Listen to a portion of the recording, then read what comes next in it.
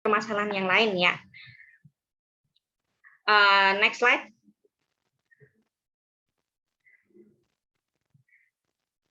Oke, sorry. Nah, kenapa sih kita perlu menentukan program, target, dan tujuan? Kebanyakan kita itu kan yang penting bergerak gitu loh, yang penting melakukan sesuatu hal perubahan.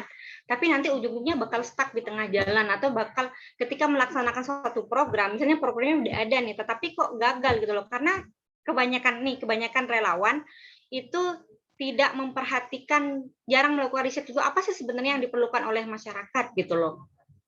Kayak contohnya ketika kita ingin menyalurkan bantuan, kita ingin mengajar atau melakukan kegiatan mengajar atau apapun, jarang sekali mereka melakukan apa sih sebenarnya yang diperlukan oleh masyarakat di sana gitu loh.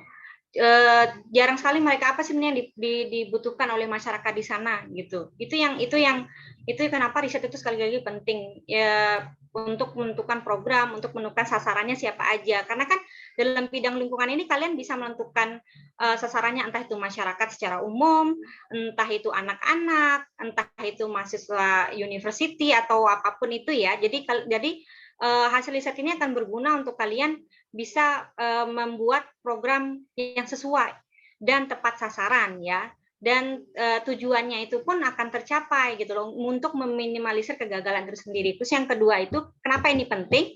Itu akan buat kalian stay fokus, kalian tidak akan lari kemana-mana gitu loh. Kalian tidak akan coba banyak hal, karena kan you know lah, pemerasan lingkungan ini complicated banget gitu loh. Kita nggak bisa bergerak sendiri gitu loh. Jadi kalau kalian ingin kayak ya udah, idealisme kita sebagai anak muda ya, kita pengen ngubah semuanya, kita pengen buat perubahan yang signifikan gitu loh. Mulai dari mana tapi ini, jadi kalau kalian nggak ngelakuin riset dulu, nggak tahu mau milih masalah lingkungan yang mana gitu loh. Ini kalian akan susah untuk stay fokus. Dan sekali lagi, do not put high expectation, karena apa yang terjadi di lapangan kadang tidak sesuai dengan apa yang tidak berjalan beriringan dengan apa yang ada dalam pikiran kita gitu loh, idealisme kita. Apalagi kita tahu bahwa mahasiswa-mahasiswa ataupun siswa ya, ataupun kita yang sudah belajar, kita punya pemikiran yang lebih terbuka, kita punya pemikiran yang lebih maju, mungkin kita lebih punya pengetahuan yang lebih luas. Tapi permasalahannya yang kita hadapi, permasalahan lingkungan ini kita hadapi berbagai macam hal gitu loh, terutama masyarakat yang notabene memiliki background yang berbagai macam gitu loh. Next slide. Contohnya ini ngambil contoh ya apa yang ada di Lantan. Contohnya di Lantan kami tuh mendirikan ekowisata.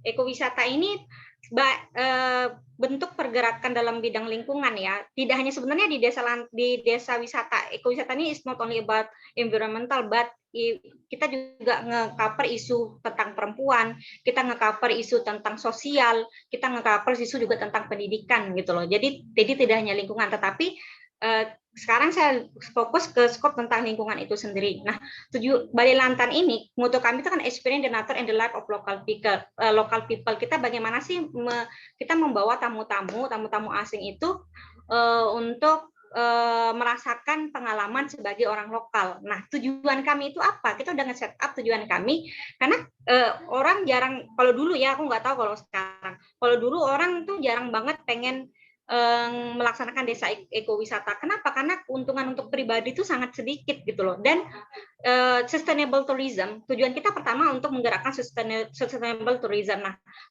sustainable tourism ya, ataupun pariwisata berkelanjutan ini tidak harus mementingkan berbagai macam aspek gitu loh. Yang pertama itu masalah lingkungan. Jadi seseorang yang ingin melaksanakan sustainable tourism itu nggak boleh bertolak belakang dengan lingkungan, juga boleh merugikan lingkungan. Entah itu investor, entah itu pelaku wisata, entah itu pengusaha atau siapapun, itu harus memperhatikan lingkungan. Yang kedua, harus memperhatikan society prosperity-nya ataupun kesejahteraan orang-orang lokal di sana gitu loh. Jadi pelaku wisata sustainable tourism ini dia tidak hanya menguntungkan dirinya sendiri, tetapi harus melibatkan orang-orang lokal ataupun orang-orang yang berada di sekitar di sana. Terus selanjutnya mereka harus culture ataupun budaya itu harus benar-benar dijaga dan memanfaatkan semua semua hal itu apa yang ada di daerah tersebut gitulah. Itulah kenapa di Bali Lantan itu penggeraknya, pelaksananya itu pemuda-pemuda dan terutama para ibu-ibu yang bisa dikatakan tidak memiliki pekerjaan tetap gitu loh. Kita benar-benar empower momen di sana untuk bekerja di desa wisata. Nah, tujuan kami yang kedua itu society prosperity. Nah, kenapa saya bilang society prosperity? Karena seperti yang saya sebutkan tadi, Lantan itu termasuk daerah termiskin di Lombok Tengah. Jadi salah satu caranya kegiatan kami itu yaitu dengan membuat homestay rumah warga. Kami berharap sampai detik ini belum ada homestay secara dari investor ya. Aku nggak tahu kalau ini kan kebijakan desa, kembali lagi kebijakan desa. Tapi kita buat homestay rumah warga. Homestay rumah warga ini jadi rumah warga kita manfaatkan sebagai homestay. Jadi kita manfaatkan rumah warga, kita manfaat orang-orang lokal. Jadi warga itu kan langsung mendapatkan benefit baik dalam segi ekonomi gitu loh. Tidak hanya itu, ini menjadi keunikan kami di Lantan gitu loh. Ada family value ataupun rasa kekeluargaan yang tamu-tamu asing itu dapatkan. Jadi dia mengatakan bahwa saya tidak hanya sekedar berlibur di Lantan, tetapi yang saya rasakan itu saya menemukan keluarga. Jadi repetition gue itu tidak didapatkan gitu loh. Tamu yang sama tahun depannya datang lagi, dan itu satu yang sangat susah loh untuk sebuah desa wisata untuk mendapatkan tamu yang berulang yang sama nih ya kayak gitu. Nah terus sekali lagi juga maintaining a sustainable environment. Nah inilah yang saya bilang tadi bahwa salah satu cara untuk menghentikan galian C ini yaitu dengan apa ya? Dengan mendirikan desa wisata itu sendiri. Karena kenapa? Karena kenapa? Setelah desa wisata itu didirikan di Lantan, akhirnya kepala desa memutuskan untuk menghentikan galian C. Alhamdulillah, jadi menghentikan galian C. Jadi galian C itu sudah tidak diperbolehkan lagi di Lantan. But I don't know now. Karena kan pandemi nih, sepi nih, nggak ada tamu. I don't know now. Tapi kemarin itu galian C alhamdulillah dihentikan gitu loh. Terus apa juga program kami dalam sustainable environment itu later I will explain gitu loh. Nah, aktivitasnya itu ya berpusat pada kegiatan yang ada di desa. Siapa yang kami libatkan? Pemuda-pemuda yang ada di Desa Lantan, terutama perempuan. Karena kenapa di Lantan itu perempuan, kalau dulu ya Pokdarwes, Karang Taruna, ataupun remaja masjid, perempuan hanya dijadikan di divisi konsumsi, tukang buat kopi gitu. Tapi di Balai Lantan ataupun di NGO yang saya dan saudara saya buat yaitu Lentera Teras Foundation, kita mencoba untuk membuktikan bahwa perempuan bisa melakukan hal lebih gitu loh, tidak hanya sekedar lah untuk bagian-bagian konsumsi atau segala macamnya seperti itu. Nah, next slide. Nah, ini yang teman-teman harus ingat bahwa not only prohibiting but providing a solution. Kebanyakan kita tuh sering apapun itu ya, tidak hanya sekedar lingkungan, permasalahan sosial atau apapun itu, kita sering kayak memprotes, tapi kita nggak pernah tahu bahwa permasalahan lingkungan itu tidak hanya terjadi karena mungkin kurang edukasi dari masyarakat atau kurang rasa peduli dari masyarakat itu sendiri. Tidak hanya masyarakat ya, tapi mungkin perusahaan ataupun segala organisasi yang mungkin melakukan yang menyebabkan kenapa permasalahan lingkungan itu bisa muncul, tetapi karena keterpaksaan dan kemiskinan. Nah, seperti yang saya bilang tadi bahwa kita sebagai aktivis lingkungan ya, tidak hanya sekedar nggak boleh ini gitu loh, nggak boleh stop tuh galian C, nggak boleh, atau kurangi jumlah sampah plastik gitu loh, karena kan masyarakat kan masih kayak jual-jual minuman, jual-jual yang kebanyakan itu dari sampah plastik. Kita kan nggak bisa kayak gitu aja gitu loh tetap, karena kenapa ini mereka terpaksa melakukan itu dan juga keadaan ekonomi yang menuntut mereka seperti itu. Jadi kita harus menyediakan solusi. Nah, seperti apa yang kami lakukan di Lantan? Next slide. Seperti apa yang kami lakukan di Lantan itu, ya kami mendirikan desa wisata. Seperti yang saya jelaskan tadi, kita melakukan homestay rumah warga, kita membuat making local food, kita shop trekking atau segala macam kegiatan-kegiatan yang melibatkan penduduk desa. Awalnya, bayangkan untuk mendirikan desa wisata ini ya, mendatangkan tamu asing itu ada loh pemikiran-pemikiran masyarakat yang mengatakan seperti ini saya minta maaf ya kalau mungkin ada yang di luar non muslim di sini tapi bukan maksud tujuannya ke sana.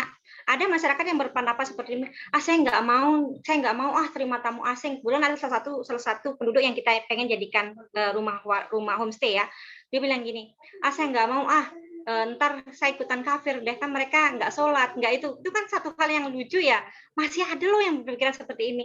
Tapi kita sebagai aktivis itu atau sebagai penggiat lingkungan ataupun penggiat wisata, kita jangan menyamakan pemikiran kita dengan masyarakat. Kita mengatakan, wah nggak bisa nih, kampungan nih, close minded, enggak. Tapi kita harus pahami, kita harus touching hati mereka. Kita harus sentuh hati masyarakat untuk mau untuk terlibat dalam desa wisata ini, karena kalau mereka terlibat, mereka akan mendapatkan benefitnya dan tentunya mereka akan semangat untuk melakukan kegiatan tersebut gitu loh. Akhirnya salah satunya ya di sana mereka kan para wisatawan ini mereka penasaran nih, mereka pakai jilbab, mereka pakai sarung, jadi kayak ternyata perbedaan budaya ataupun suatu hal yang baru yang datang di desa itu nggak akan jadi masalah gitu loh. Tapi itu justru kita nggak perlu jadi Western people, kita nggak perlu bergaya ke barat-baratan, kita nggak perlu bergaya untuk mendatangkan tamu asing. Jadi ketakutan itu bisa ditepiskan sehingga masyarakat bisa menerima perbedaan itu dan mereka belajar baru bahwa bahkan tamu-tamu itu mereka kayak melakukan ibadah mereka di tempat rumah warga gitu. Jadi mereka bisa belajar toleransi secara lebih nyata karena kan di Lantan itu mayoritas 100%-nya muslim gitu loh, kayak gitu. Next slide. Nah, untuk kegiatan lingkungan apa yang kami lakukan? Nah, kebetulan di Bali Lantan ini kami berkolaborasi dengan NGO dari Jepang yang bernama Yuitul Kaihatsu Labo. Nah, di sini yang kami lakukan yaitu yang pertama nih ya, yaitu kerajinan tangan dari sampah plastik. Jadi kami mendatangkan saya sedikit lupa ya, lembaga yang ada di Mataram yang sudah terbiasa membuat sampah dari plastik itu, kami latih para ibu-ibu, terutama ibu-ibu single mother itu yang kita targetkan gitu loh. Kita latih ibu-ibu itu untuk membuat sampah mendaur ulang sampah plastik itu menjadi tas dan segala macamnya. Ada mungkin ini di foto yang paling kanan ini ada kumpulan ibu-ibu itu yang kami latih. Bayangkan itu ada sekitar kalau nggak salah 15 orang. But at the end yang bertahan itu cuma berapa? 1 orang. Yang bertahan itu cuma 1 orang dari 15 yang kita latih gitu loh. Itu hal yang wajar yang akan kita hadapi ke depannya gitu loh. Terus selain itu pengolahan sampah plastik kita juga melatih anak-anak ataupun pemuda di sana membuat eco-brick. Mungkin teman-teman udah paham lah eco-brick kayak gimana. Nah, yang terbaru yang kami lakukan karena kami tahu bahwa ada kekurangan di dalam sampah plastik ini, pembuatan tas segala macam. Ada macet ya selama pandemi, bukan selama pandemi ini, penjualan hasil kerajinan sampah plastik itu tersendat semenjak gempa Lombok, karena kan pasarnya kami itu kan di Gili. Jadi kami ngejual barang-barang itu ke Gili, tapi ketika gempa semua langsung sepi dan itu mungkin menjadi salah satu faktor kenapa mungkin semangat ibu-ibu tuh berkurang, tapi but it's okay. Terus yang kedua yang kami lakukan itu adalah kita melatih pemuda ataupun warga desa di sana untuk pembuatan pupuk kompos Takakura. Apa itu pupuk kompos Takakura? Yaitu kita mengolah sampah rumah tangga. Jadi untuk saat ini, karena ini kami mulainya kalau nggak salah tahun kemarin, jadi untuk saat ini kami hanya melakukan sampel, hanya mengambil sebagian masyarakat, tidak seluruh desa ya, tidak seluruh dusun bahkan, tapi hanya beberapa masyarakat yang sekiranya bisa kita ajak kerjasama dulu, karena kita perlu untuk menunjukkan bukti bahwa program ini berhasil gitu loh. Terus yang kedua yang kami libatkan dalam pembuatan pupuk kompos Takakura ini adalah anak-anak yang belajar bahasa Inggris di Bali Lantan. Jadi kita minta anak-anak untuk mengumpulkan sampah hasil rumah tangga ataupun sampah dapur yang ada di rumah mereka masing-masing, itu yang mereka bawa tiap hari.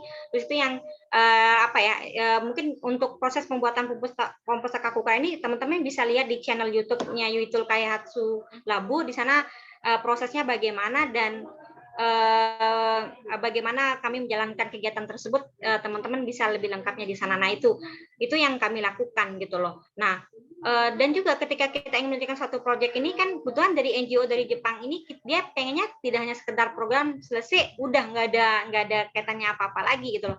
Nah saat itu kita pernah coba ngajukan dana lagi untuk kelas berkebun. Kemarin kalau nggak salah bulan Juli ini kita ngadakan kelas berkebun sama Kebun Indri, mungkin teman-teman kenal.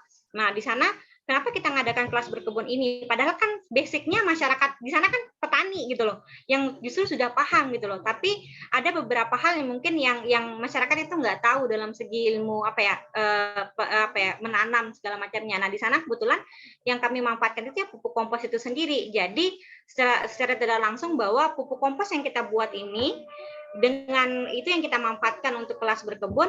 Jadi nanti kan anak-anak ini kan mereka dikasih pohon satu-satu nih. Terus warga desa juga dikasih pohon satu-satu dari jadi secara tidak langsung mereka akan lihat bahwa oh ternyata penggunaan kompos ini baik loh gitu loh. Karena kan kebanyakan pakai pestisida lah ya di sini kan atau jarang menggunakan pupuk kompos organik. Jadi ketika masyarakat bisa mendapatkan hasil secara real, secara nyata gitu loh, tidak hanya sekedar teori ataupun kata kasarnya bacotan kita doang sebagai aktivis, itu masyarakat secara langsung akan oh ternyata benar loh ada manfaatnya gitu loh. Jadi masyarakat secara langsung akan nanti ada estafet kebaikan gitu loh. Orang-orang akan oh saya akan ngumpulin sampah, saya akan milah sampah. Nah kita dan untuk saat ini kita mulai dulu dari sampelnya dulu, kita nggak mulai dari keseluruhan kayak gitu. Next slide. Nah selanjutnya ketika kalian ingin melakukan kegiatan apapun bentuknya dalam segi lingkungan ya, still you need good teamwork and management. Kalian tetap perlu tim yang solid gitu loh, karena membangun tim yang solid itu akan produktivitasnya oke, kualitasnya oke, dan terutama loyalitas terhadap organisasi. Apalagi ketika kita menjadi relawan ataupun aktivis itu kita nggak hanya bicara tentang benefit kita sendiri, kita nggak hanya bicara tentang keuntungan kita sendiri. Saya bisa katakan seperti ini, kenapa? Waktu bayangkan saya yang menemani tamu dalam kami ada 4 orang di sini. Ini yang bersisa gitu loh di antara teman-teman pemuda yang lain gitu loh. Saat itu kami menemani tamu untuk membuat menemani tamu selama 3 hari full. I just got paid maybe for 50,000, hanya 50.000 dalam 3 hari. Tetapi ibu-ibu yang cuma 2 jam ngajarin buat local food ataupun kegiatan-kegiatan aktivitas lokalan itu mereka dapat paid juga 50.000 gitu loh. Kenapa? Karena kita pengen nunjukin ke masyarakat bahwa you will get benefit dari aktivitas ini gitu loh.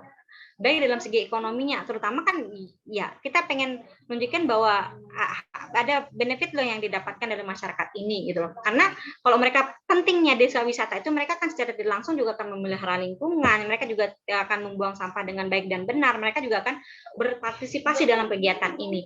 Dan karena ini benefitnya sedikit, jadi yang bertahan itu ya kami berempat. Nah, mungkin teman-teman ada yang tahu, saya kembar 3. Terus Trisnayanti sekarang baru balik dari Eropa, terus Trisnawati sama-sama saya di Malaysia, dan yang menjalankan Balai Lantan sekarang itu bersama pemuda yang lain, yaitu Ovan. Nah, walaupun sebenarnya saya sedikit cerita, gimana kalau kalian tuh pergi beasiswa, siapa yang bisa menjalankan? Takutnya nanti program itu akan mati. Nah itu pentingnya teamwork sama manajemen ini. Alhamdulillah walaupun kami berangkat bertiga, komunikasi itu kami tetap jalan gitu. Kami tetap pantau dari sini untuk melaksanakan semua kegiatan-kegiatan di Balai Lantan. Nah yang terbaru ya memang ini pupuk kompos ini yang terbaru. Lalu yang selanjutnya tidak hanya di Balai Lantan, tetapi kita juga bekerja sama di Buwun Sejati. Mungkin teman-teman tahu di Buwun Sejati yang perpaduan antara umat Hindu dengan umat Islam. Kita kerjasama di sana juga.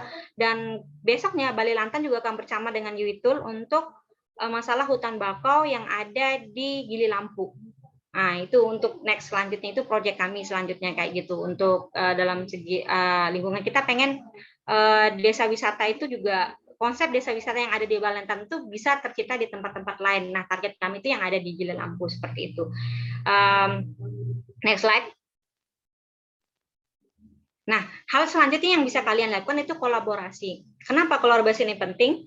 Karena kalian nggak akan bisa bekerja sendiri gitu loh. Kalian nggak akan bisa bekerja kalian kan makhluk sosial juga gitu loh. Kalian penting untuk bekerja sama. Contohnya mungkin kalian bisa kalian memerlukan ini pemasaran kan, kalian udah buat sampah plastik nih, kalian udah olah ini, tapi kalau nggak ada yang ngebantu ngejual kan nggak bisa juga gitu loh. Jadi kalian bisa kerjasama dengan pelaku wisata yang ada di daerah Gili, itu yang kami lakukan gitu loh. Terus kalian juga bisa kerjasama karena kan kita ini kan NGO ya, apa ya, yang awal terbentuknya itu memang dana dari kami sendiri. Nah, itu penting juga untuk mendapatkan funding dari organisasi ataupun contohnya kayak kami dapat funding dari UITUL ataupun NGO dari Jepang. Terus yang kedua, bekerja sama dengan pemerintah. Sebenci-bencinya kita sama pemerintah ya. Mungkin walau lah idealis kita tinggi gitu kan, kayak kita ngerasa apa sih kok pemerintah ini ribet. Jujur banyak hal yang kayak bertentangan dengan konsep kami, dengan apa yang dilakukan oleh pemerintah tuh kayak enggak, kita nggak maunya kayak gini loh, kita maunya simpel aja gitu. Tapi kami menyadari kami pernah mungkin 2 tahun itu di luar, kita hanya bergerak di NGO tapi tidak tanpa pemerintah tuh it's very difficult, you know. Itu sangat susah banget. Kita nggak melibatkan kabupaten. Saat itu kita benar-benar menjalankan Bali Lantan ini apa namanya hanya NGO dari Jepang ini gitu, dibantu dengan beberapa orang lain, tapi itu sangat susah dan ada tekanan-tekanan dari orang-orang yang ingin, padahal kan tujuan kita baik, kenapa mau dijatuhkan, tapi ada loh tekanan-tekanan dari orang itu. Akhirnya kita coba untuk kita coba untuk buka kerjasama juga, kita sadar ini kelemahan kita kerjasama juga dengan pemerintah, kita kerjasama juga dengan, terutama kita mulai dari kita melibatkan BUMDes juga, karena kan di Lantan tuh ada soft trekking ini kita pakai jelajahnya bisa pakai desa gitu kan, bisa pakai desa pakai sepeda.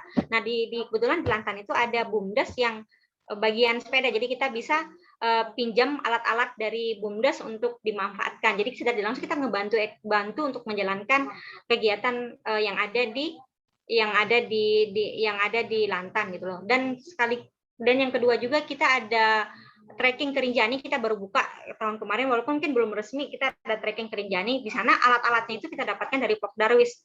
Nah, sekali lagi saya ceritakan bahwa Bali Lantan ini di luar dari organisasi, di luar dari pemerintah desa, bukan pemerintah desa yang punya gitu loh. Inisiasi Bali Lantan ini memang murni dari kami gitu loh, bukan dari pemerintah desa, tapi kita kerjasama. Alhamdulillah kepala desa yang baru juga kita bisa ajak kerjasama gitu. Jadi apapun yang kalian lakukan kalau bisa gandeng pemerintah, karena pemerintah juga yang menciptakan kebijakan itu gitu loh. Bayangkan kalau kalian nggak gandeng pemerintah, kalian akan susah untuk melakukan perubahan. Kayak Galian C itu, karena pemerintah punya power, kita nunjukin desa wisata itu ada dampak positifnya, akhirnya Galian C itu dihentikan oleh pemerintah desa gitu loh. Terus selanjutnya kalian bisa kerjasama dengan company. Nah, perusahaan-perusahaan ini mungkin kami dari Bali Lantan belum pernah mencoba ini, tetapi kenapa saya masukkan ke sini, karena mungkin teman-teman ada yang fokus di bidang hal-hal lingkungan ya, untuk mengurangi sampah plastik, mungkin bisa melakukan campaign bagaimana perusahaan-perusahaan itu untuk mengurangi penggunaan plastik tersebut kayak gitu, atau bekerja sama dengan ya lembaga-lembaga lain yang memang sesuai dengan tujuan kalian gitu loh, kayak gitu. Next slide. Nah, kalian harus mengantisipasi segala kemungkinan karena kegagalan itu pasti gitu loh. Kegagalan itu pasti. Jadi kalian harus kalian harus menyiapkan berbagai macam plan. Jadi ketika itu ya, evaluasi itu penting. Jadi kenapa sih ini bisa gagal gitu loh. Contohnya kayak kerajinan tangan itu, untuk pembuatan sampah plastik dari kerajinan tangan tuh honestly kami stop gitu loh. Kami untuk saat ini produksinya masih stop. Tapi rencananya, dan apa kegagalan kami terlalu bergantung untuk penjualan di Gili dan kekurangan dalam segi branding di sosial media, ya baik di branding di sosial media maupun branding kita untuk ngejual ke tempat lain gitu loh. Jadi itu yang kita bisa evaluasi, dan mungkin kedepannya itu yang kami ingin hidupkan kembali lagi untuk pembuatan untuk kerajinan sampah plastik ini, baik dalam membuat sampah plastik bentuk tas atau segala macamnya kayak gitu. Jadi kalian harus menyiapkan berbagai macam plan. Jika plan itu gagal, ganti ke plan B. Kalau plan B gagal, ganti ke plan C gitu loh. Tapi kegagalan itu wajar. Hambatan-hambatan itu yang akan kalian hadapi, yang mungkin akan yang kalian tahu dulu nih, apa kelemahannya, apa kekurangannya kayak gitu. Nah, itu yang harus, dan jangan sampai ada satu istilah yang saya pelajari di senior saya, Kak Fatma. Saat itu saya kagum sekali sama beliau. sama Kak Fatma dan Kak Tony, kok banyak banget plan-nya gitu loh. Ketika kamu gagal lakukan sesuatu itu ada istilah mengatakan ketika tumbuhan itu gagal tumbuh, jangan ganti tumbuhannya, tetapi perbaiki lingkungan yang ada di sekitar tumbuhan tersebut gitu loh.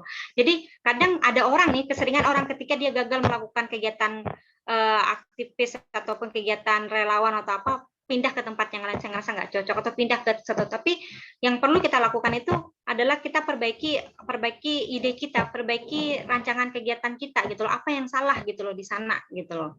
Kayak gitu. Jadi kalian harus punya persiapan dengan berbagai macam plan seperti itu. Next slide. Nah, yang terakhir ini ya, dimanapun mungkin teman-teman bakal dengar, kita mulai aja pergerakan itu mulai dari diri sendiri, mulai dari diri kita sendiri. Contohnya hal-hal simpel aja, kalau sudah selesai ngecas langsung dicabut, itu kan makan listrik kan, atau kalian boleh bawa tumbler kemana-mana, walaupun di Indonesia mungkin untuk isi ulang air minum itu masih kurang ya. Terus juga mulai dari keluarga kalian, pilah sampah dari keluarga kalian gitu loh, pilah sampah mana organik non organik kayak gitu loh, dimulai dari diri kita sendiri. Dan yang terakhir itu posisikan diri. Kenapa posisikan diri? Kadang kita tuh sering menaruh pemikiran sesuai dengan apa yang kita pelajari. Padahal kita nggak tahu bahwa masyarakat ataupun orang-orang di sekitar kita belum tentu mendapatkan privilege yang sama untuk memahami atau mengetahui apa yang kita ketahui gitu loh. Contohnya kayak saya sebutkan tadi, kenapa sih mereka punya pemikiran kayak close minded yang as I told you before gitu ya. Terus juga ada kenapa mereka melakukan ini padahal tahu nih bahaya untuk kedepannya, bahaya untuk lingkungan kedepannya gitu loh. Jadi teman-teman harus pandai-pandai untuk memposisikan diri teman-teman gitu loh. Diturunkan egonya ketika ingin terutama terjun ke masyarakat gitu loh. Kalian harus benar-benar bisa nge-touch hati masyarakat itu sendiri. Next slide. Kenapa saya fokus ke masyarakat ini? Karena memang pergerakan saya dalam segi lingkungan itu lebih fokus kepada masyarakat gitu loh, efeknya kepada masyarakat. Nah, jadi hal yang kita bisa simpulkan dari penjelasan saya tadi itu, yang pertama itu identifikasi masalahnya, identifikasi background masyarakatnya, baik itu masyarakat ataupun masalah isu lingkungan yang ingin kalian ambil, dan keperluan yang memang kebiasaannya di Malaysia keperluan, nggak ada kata kebutuhan. Jadi keperluan apa sih yang dibutuhkan oleh masyarakat, apa yang diperlukan oleh masyarakat itu sendiri. Nah, terus selanjutnya baru nih kalian bisa buat programnya kayak gimana, kalian bisa bentuk timnya kayak gimana, karena kan setiap orang punya visi misi yang berbeda. Paling enak kalau kalian ketemu sama orang yang punya visi misi yang sama. Tetapi saya yakin bahwa orang-orang yang berkumpul sekarang di sini ini adalah orang-orang yang memiliki visi misi yang sama gitu loh. Terus kalian bisa tentukan target atau sasarannya ini mau kemana gitu, pesertanya siapa nih gitu loh, apakah anak-anak, apakah instansi pendidikan, apakah masyarakat secara luas, ataukah lembaga pemerintahan atau perusahaan, dan baru kalian bisa tentukan tujuannya kayak gimana. Lalu kalian bisa melaksanakan program itu, dan sekali lagi bisa selanjutnya ya terakhir ya evaluasi, sekali lagi evaluasi, eval itu penting banget untuk mengetahui apa sih kurangnya gitu loh, apa sih yang menyebabkan kenapa kegiatan ataupun pergerakan kita itu bisa terhambat atau gagal. Oke. Thank you, itu dari saya. Sorry kalau kecepatan ngomongnya atau gimana atau agak kurang gitu. Everything yang saya buat yang saya sampaikan pada hari ini tuh berdasarkan benar-benar pengalaman saya selama ini gitu. Selama dari tahun 2016 gitu. Wow, luar biasa sekali Kak Tiwi. Terima kasih sudah sharing tentang apa saja sih yang sudah dilakukan selama di Lantan belakangan ini bersama komunitasnya. Kemudian sedikit tips tentang bagaimana memulai kegiatan environmental activism atau peduli terhadap lingkungan. Nah, di sini masih ada nih, belum saya berhenti share screen tentang beberapa tahap yang harus dilakukan. Ada identifikasi masalah, kemudian penentuan program, pelaksanaan programnya seperti apa, dan evaluasi tentunya. Nah, setelah ini di bagian kedua dari workshop kita pada sore hari ini, kita akan mencoba merencanakan dan mempersiapkan aksi kita sendiri. Tapi sebelum itu, kalau teman-teman ingin bertanya dan memiliki ingin bertanya lebih lanjut tentang aktivitas KTW, silakan menaikkan tangan dengan tanda tersebut. Ya, kita sudah punya Biasma, silakan Biasma. Langsung di unmute aja ya. Iya. Thank you Kak. Jadi mau nanya ke Kak Tiwi. Tadi Kak Tiwi sering banget bilang tentang knowing what the local society needs kan. Nah, tapi gimana kalau misalnya nih saya Kak sebagai agriculture students. Jadi masalahnya itu adalah tentang sustainabilitas dari agriculture tersebut, misalnya meminimalisir penggunaan pestisida atau bahan kimia lainnya gitu. Nah, tapi untuk tahu what they really need itu gimana caranya, Kak? Kadang soalnya kalau kita, apalagi kalau kapasitas kita sebagai mahasiswa gitu kan, Kak, kalau mau sosialisasi ke mereka, it's kinda tougher. Dosen aja kadang mereka susah banget didengar gitu, Kak. Gimana untuk kita-kita yang seperti ini gitu, Kak? Thank you, Kak. Oke. Ini aku langsung jawab atau gimana, Bang? Aku langsung jawab nih ya. Sebentar. Untuk Biasma. Sebentar Kak Dewi, kita akan minta 3 peserta pertama, itu tadi Biasma, Oke. ada Abdi, kemudian ada Aziz untuk bertanya secara langsung dengan meng-unmute mereka, sedangkan 3 peserta di bawahnya boleh diketik ya pertanyaan di kolom chat guys, untuk biar lebih efisien dan langsung dijawab gitu. Oke, untuk Yayat, Reza, tadi ada satu lagi ya. Untuk Yayat dan Reza silakan boleh diketik pertanyaannya ya, biar kita lebih efisien waktu. Abdi silakan, ditampung dulu ya Kak. Oke Kak, terima kasih atas kesempatannya dan terima kasih juga Kak Tiwi untuk materinya, keren banget, inspiratif. Jadi kayak dengar materi Kak Tiwi itu kayak seakan-akan kita pengen langsung terjun aja gitu. Nah, saya yakin Kak Tiwi dengan teman-teman dan Bali Lantan ini mengalami proses yang begitu panjang Kak ya. Dan pastinya ada banyak masalah-masalah yang terjadi di baik internal organisasi maupun eksternalnya gitu. Nah, saya pengen tahu Kak, dari Kak Tiwi dengan Bali Lantan sendiri itu apa sih the biggest crisis yang pernah terjadi gitu di dalam organisasinya yang mungkin benar-benar worse, yang bisa jadi membuat mental kita juga down ya, karena tadi dijelasin juga kan kayak expectation dan sebagainya gitu. Dan bagaimana cara Kak Tiwi dengan teman-teman untuk melewati krisis tersebut? Wah, luar biasa sekali pertanyaannya Abdi. Saya tahu jawabannya, Kak Tiwi pernah cerita.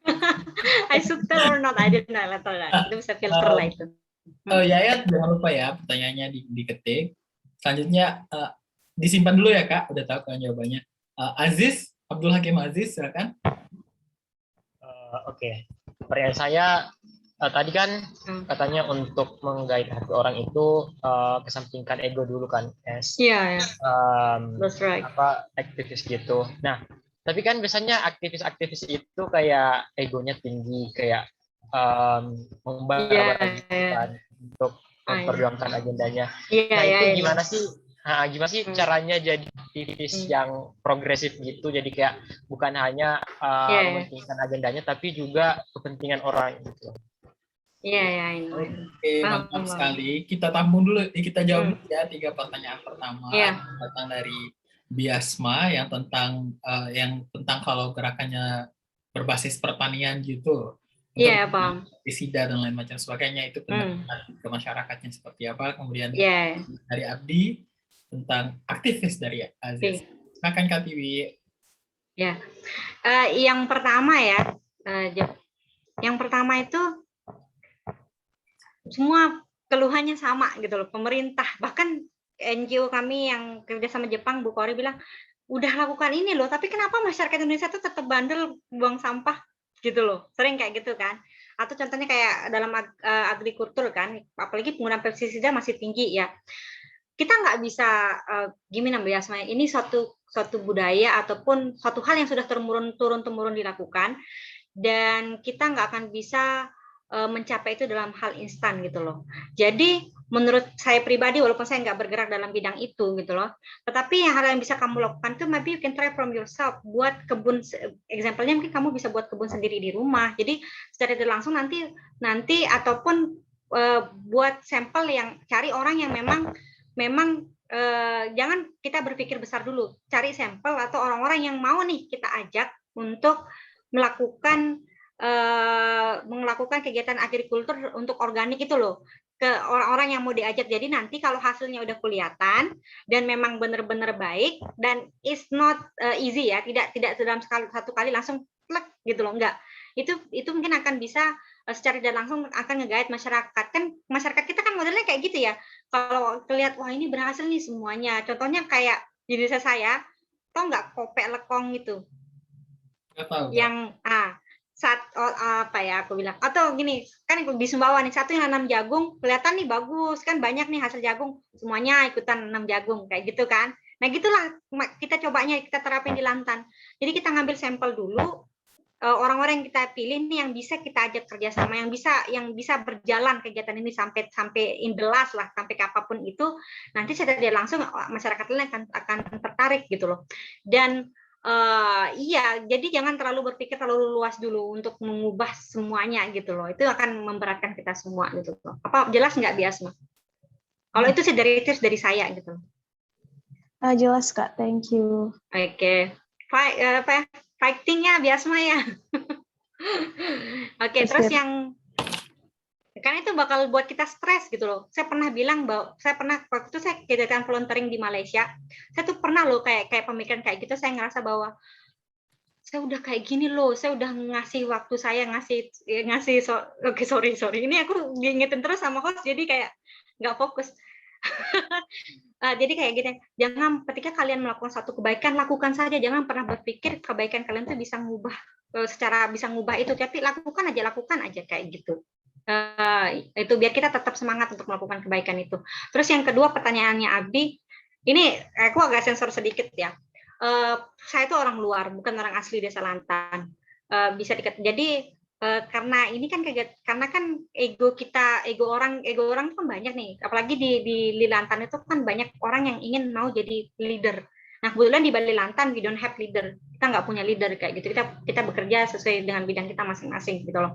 Nah permasalahan itu ada ya provokasi dari masyarakat yang tidak suka dengan kita, sehingga waktu kedatangan tamu kedua itu benar-benar sepi sekali, benar-benar sepi dari masyarakat tuh nggak ada yang datang. Tapi alhamdulillah kami akalin, kebetulan kami ada NGO yang lain juga, kami libatkan sana pemuda-pemuda yang terlibat dalam NGO kami.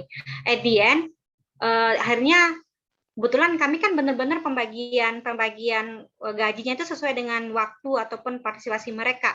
Itu yang baik di kami dan itu yang nggak baik di organisasi yang satuan. Itu yang menyebabkan orang-orang yang dulunya awalnya tidak mendukung kami akhirnya mendukung kami, bahwa oke, ternyata karena kalau kita nge-guide masyarakat hanya sekedar untuk mendapatkan keuntungan juga, mereka juga akan ada di kita hanya dalam segi uang aja kayak gitu. Itu sih biggest crisis-nya itu sampai ada ancaman lah, itu adalah, tapi I cannot mention here kayak gitu. Terus next pertanyaannya Ajis mengenai penurunan ego, itu memang penting gitu loh. Kenapa? Karena kita ngadapin masyarakat yang berbeda dengan kita, yang udah terbiasa mendapatkan informasi ataupun pendidikan gitu loh.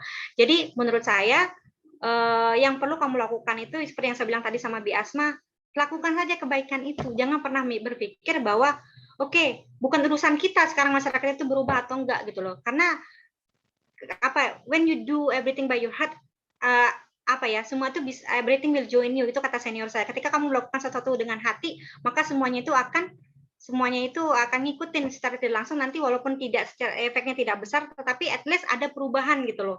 Jadi do not put high expectation, ataupun lakukan saja sudah gitu loh. Itu membuat saya tetap semangat, karena di dunia ini kita masih perlu orang-orang baik gitu loh. Apa saya orang baik? Nggak tahu juga sih. Luar biasa sekali. Terima kasih Kak Tiwi. Ada beberapa pertanyaan lagi di kolom chat. Yang pertama dari Reza Karisma Effendi tentang apa yang harus dilakukan jika kita membuat sebuah gerakan. Soalnya terkadang sebuah gerakan semangatnya cuma di awal. Bagaimana Kak cara agar selalu semangat dalam menjalankan gerakan? Terus ada pertanyaan lagi dari Sarfian Hidayat dan Putu Suryananda. Pertanyaannya agak mirip. Kak, tips cara untuk membangun network dengan government atau dengan companies dan organization dan other organization supaya dapat support itu gimana sih? Ini ya pertanyaannya. Yang pertama ya, knowing what you do. Kamu harus tahu apa yang kamu lakukan gitu loh. Kamu harus tahu kenapa kamu ngelakuin ini gitu loh. Apa tujuan kamu gitu loh. Kalau memang tujuan kamu memang untuk melakukan satu perubahan dan memang tapi honestly yang membuat saya dapat beasiswa ini ya karena Bali Lantan gitu loh. Karena apa yang saya capai sekarang ini memang apa yang saya lakukan di masyarakat gitu loh. Walaupun orang bilang kenapa sih kamu udah ini, kamu pinter, kamu bisa loh dapat gaji lebih, kamu bisa dapat itu penting. Kamu harus tahu kenapa kamu ngelakuin ini gitu. Kalau saya pribadi seperti yang saya bilang tadi,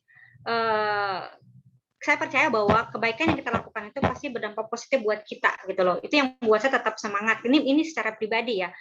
Buat semangat kenapa saya tetap bergerak dalam bidang ini walaupun mungkin keuntungannya tidak banyak gitu loh. Yang kedua, ini penting juga sih tapi kalian juga harus ada kebanyakan permasalahan kenapa orang tidak semangat karena memang keuntungannya itu kurang gitu loh. Kalian juga harus punya pekerjaan lain gitu loh. Saya harusnya ada punya pekerjaan lain juga, jadi finansial itu nggak terganggu kayak gitu. Karena kebanyakan orang berhenti untuk melakukan kegiatan aktivis ini ya ini karena mereka dapat keuntungannya sedikit. Tapi kalau menurut saya sekali lagi pribadi ya tahu apa yang kamu lakukan gitu loh. Kenapa kamu mau lakuin ini gitu loh kayak gitu. Terus selanjutnya yang ini kalau untuk bekerja sama dengan organisasi lain yang harus kalian tunjukkan itu bukti dulu gitu, nggak cuma sekedar omongan, kayak mungkin MLM gitu ya, kalau kalian ikut ini kalian dapat benefit ini bisa jalan-jalan ke luar negeri atau apa, tapi kalian buktikan dengan hasil nyata yang sudah kalian lakukan. Dan kami pun dapat bekerja sama dengan organisasi, bulan kami ada kerjasama dengan Eko itu ya, dengan Eko Foundation sama Iqbal, kami ada kerjasama lain juga kayak gitu. Apa kerjasamanya mungkin nanti teman-teman bisa tahu. Itu butuh berapa lama dulu, nggak langsung itu terbentuk itu bisa langsung gitu loh. Jadi kita harus kasih bukti dulu bahwa kita bisa loh memberikan efek ataupun perubahan kepada masyarakat. Nah contohnya kayak kami ke desa mulai mendukung kami itu karena kami memang benar-benar menunjukkan semua itu kepada masyarakat, bukan hanya untuk kepentingan pribadi. Kenapa juga orang-orang di desa mulai dukung kami? Ternyata kami memang bekerja sesuai dengan secara profesional gitu loh, tidak hanya menguntungkan satu pihak saja gitu loh. Itu kalau untuk membangun network itu pertama kepercayaan dan kalian harus kasih bukti juga bahwa kalian bisa gitu loh. Itulah kenapa NGO kami yang dari Jepang yang tetap bertahan sama kami gitu loh sampai dari tahun sampai 5 tahun ini tetap ngasih funding ke kami, tetap juga memfasilitasi segala program kami di Bali Lantan karena kami bekerja juga secara jujur gitu loh. Saya jujur, kita membuktikan bahwa ada hasil yang kami lakukan gitu loh. Yang paling saya ingat dulu itu kita waktu membuat presentase, misalnya ada foto yang tidak pernah kami lakukan di sana, itu NGO dari Jepang tuh langsung bilang, saya nggak mau, walaupun mungkin itu tujuannya untuk menarik simpati pemerintah, menarik simpati apa, saya nggak mau karena kita nggak pernah lakuin ini, loh ini bukan program kami, itu yang kami pelajari, itu yang penting. Tunjukkan bahwa kalian ada bukti lah kayak gitu. Sip, mantap sekali Kak Tiwi. Jadi kerja dulu baru dapat dukungan, asik. Nah, di selanjutnya sebelum kita masuk ke sesi diskusi, seksi praktis, Kak Tiwi akan menjelaskan tentang platform apa yang akan kita gunakan di dalam sesi diskusi nanti. Kak Tiwi yang mau share screen atau saya terkait dengan itu? Tinggal aja dah. Oke. Gue nih, saya nih ya.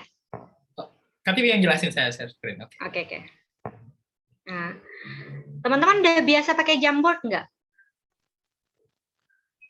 Enggak, Kak. Oh, enggak apa-apa. Never, Kak. Nggak apa-apa. Jadi mungkin teman-teman udah dibagikan linknya. Jadi sekarang kita, walaupun ini mungkin mepet ya waktunya dan terkesan dadakan, tapi it's okay kita belajar. Jadi teman-teman udah dibagikan grupnya kan. Jadi apa yang perlu teman lakukan di sini? Ada 4 hal. Yang pertama, setiap grup itu akan mendiskusikan apa sih isu permasalahan lingkungan yang ingin diangkat, atau yang ingin diambil gitu loh. Ya, kan permasalahan isu lingkungan ini banyak banget ya, tidak hanya sekedar sampah, tetapi juga hutan ataupun satwa dan udara dan segala macamnya. Lalu yang kedua, kalian define project utama ataupun judul project kalian itu apa. Terus sasaran kalian itu apa dan tujuan project kalian itu apa. Terus yang ketiga, kalian boleh diskusi setidaknya 5, boleh kurang lah, nggak mesti 5 langkah, bagaimana kalian melaksanakan project tersebut gitu loh. Secara sederhana aja, nggak usah mikir kayak proposal debate lah, mungkin teman-teman yang debater tahu lah ini ya. Terus setelah yang terakhir nanti teman-teman akan melakukan presentasi tentang proyek tersebut kayak gitu. Nah, nanti di setiap slide ini nanti ada gambar note ini. Jadi nanti teman-teman di note ini klik note itu, nanti teman-teman akan tulis misalnya grup 1 masalahnya misalnya tentang sampah plastik. Nah kayak gitu. Nah, sampah plastik udah, terus udah selesai. Nanti next, udah tahu nih isu permasalahannya apa. Nextnya nanti next slide. Oh iya, masalah. Oke, it's okay. Grup 2 ya, grup 2 apa aja kayak gitu. Air kayak gitu. Mungkin sungai, permasalahan sungai yang kebanyakan apa, pencemaran, hutan gundul atau apa, terserah lah. It's okay, anggap aja teman-teman tahu lah keperluannya apa dari saya rasa teman-teman pasti sering baca buku, nonton berita dan segala macamnya, tahu lah permasalahannya kenapa gitu. Oh, berarti teman-teman tinggal mengklik di sini dan permasalahannya di sini ya. Jadi teman-teman bisa melihat permasalahan grup yang lain. Jadi bisa mencari masalah yang berbeda. Iya. Ini masalahnya, grup 2 ini masalahnya, grup 3 nanti beda lagi. Tinggal klik sticky note dan ketik, simpan, selesai. Oke, slide selanjutnya. Slide selanjutnya sama juga, misalnya ini proyeknya itu kan Go Green, sasarannya itu misalnya anak-anak umur 19 sampai 12 tahun. Di sana kita akan mengedukasi anak-anak tentang penggunaan ramah lingkungan, benda-benda yang ramah lingkungan, mesin, penggunaan plastik. Misalnya kita campaign anak-anak untuk bawa botol kayak gitu. Jadi setiap sekolah mereka harus bawa tumbler gitu loh. Jadi sekolah akan nyediain isi ulang air minum. Jadi mereka nggak bakal belanja di luar, nggak akan terus bawa bekal. Jadi mereka atau kita ngedukasi kantin sekolahan untuk tidak menggunakan benda-benda sekali pakai. Kayak gitu-gitulah contohnya. Gitu title projectnya lah kayak gitu, tujuannya kayak gitu. Terus next slide nanti campaign. Pertama mungkin campaign ini kita kayak bisa campaign di sekolahan. Misalnya kalian nganggap kita milih sekolah A, di sekolah A ini kita minta pertama kita akan melakukan campaign, terus kedua setelah kita melakukan campaign kita juga akan entah mungkin kalian juga bisa dapat, anggap aja kalian dapat funding nih berjuta-juta, bermiliar-miliar kayak gitu kan. Nanti kita akan memfasilitasi dalam bentuk edukasinya. Terus yang kedua bagikan tumbler secara gratis di penduduk sekolah. Terus yang kita akan nyoba dalam waktu sebulan apakah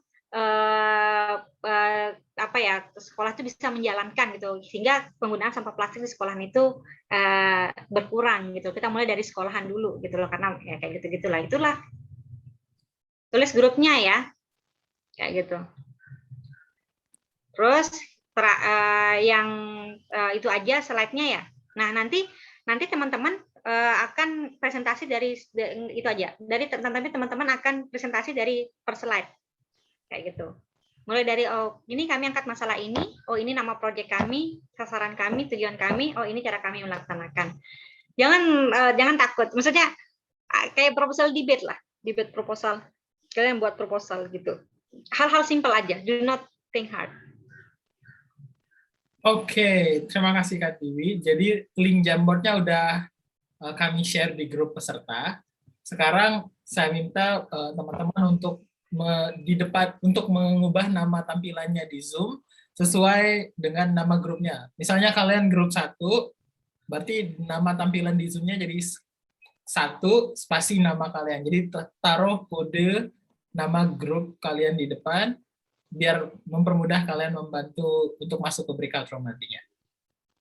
Nah, berarti bisa kita mulai ya Kak Tiwi. Boleh. Saya akan membuka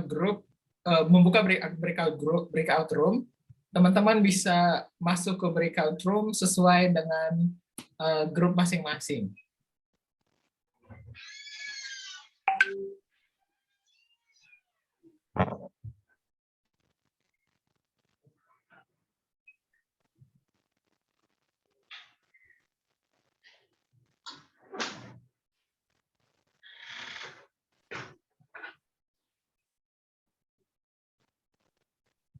Kalau ada yang belum bisa masuk ke breakout room-nya, bilang ya. Saya dari grup ini. Lihat grupnya di mana, Kak? Di breakout grupnya di grup chat, Kakak. Oh, di grup chat. Thank you. Oh, Yusuf.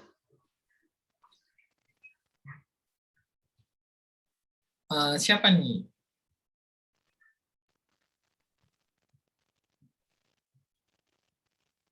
Medin, Hakim, silakan ke grup.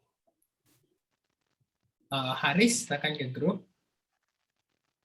Ini assign mandiri apa assign panitia, Kak? Haris grup berapa ya? Aku grup 5 sama Yayat. Oh, grup 5, biar aku masukin. Oke, thank you. Udah.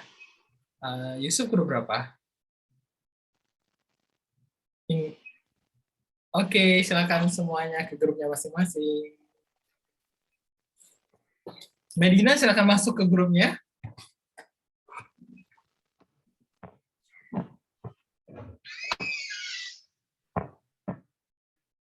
Fatimah, silakan masuk ke grupnya. Fatimah grup berapa?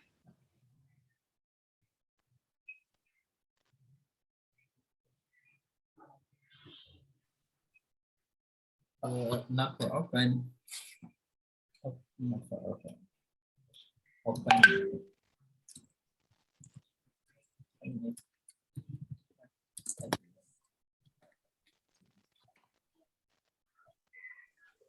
Ada yang nanya dikasih waktu berapa menit katanya. Oh, 30 menit lupa. 30 menit, Cing, udah tolong infoin ya. Jadi 5:30 sudah selesai. Sampai 5:30. Wow. Wow. Ucup makin glowing ya. Bentar, Kak, belum nemu.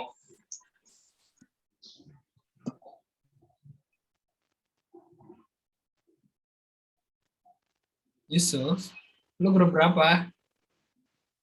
Oh, Kak, belum download Jamboard-nya, belum liatin ini grupnya. Grupnya kan ada di grup chat. Ada di aku, Kak. Di grup chat.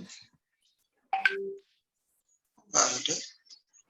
Di atas banget tuh. Yusuf itu. Aduh. Yusuf grup 3. Oke, thank you. Udah.